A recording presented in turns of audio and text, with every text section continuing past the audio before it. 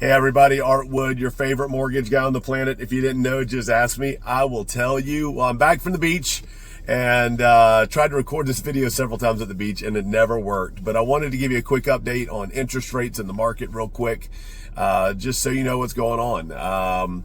We had CPI and PPI, which is consumer and consumer price index and producer price index. And they both came in softer than what they thought they were going to. Now, we did lose some interest rate after CPI just because inflation jumped. Now, the reason inflation jumped is you have a month over month, or you have a monthly reading, and I think it's like 0.2 or 0.3 or something.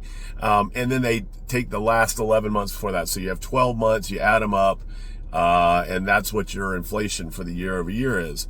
Well, last June, the number was 0. So we had 0 goose egg inflation in June of last year. So when June came out this year, 0.2, 0.3, again, sorry, don't remember, it replaced that 0 number. So of course inflation is going to go up, but it went up less than what they were expecting. And then when you actually came into PPI, which is the producer price index, which is what it takes to produce products, it actually came in flat and lesser than expected. So all those things were good, even though we had a rough day on the CPI day, but just because a lot of folks just don't know what they're reading. They don't dig into the details. And I would like to think that I'm that smart, but I pay people to do that, or I pay for subscriptions to read up on people that do that.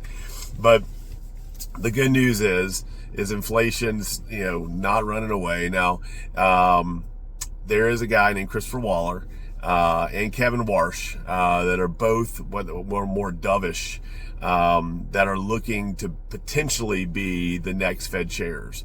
Now that's what seems to be driving the market a lot. It's not so much, it doesn't look like Powell's going to get let go, and it's fine. He shouldn't. Not saying he's doing a great job, not saying he's doing a bad job, but Trump does not have the power to fire him.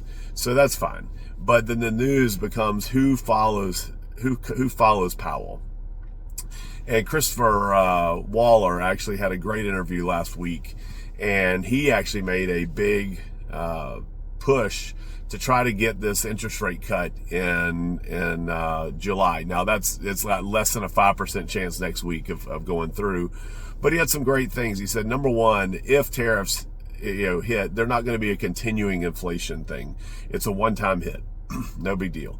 The other thing is the jobs and inflation are really within reach of what the Fed's mandate is. And then the third piece that he talked about was that we should not be in a restrictive format anymore. I understand that we're trying to be restrictive to tame inflation. That's what we've done for the last 3 years. But we've tamed inflation. It's on the right path, and we should be restrictive. We should be neutral.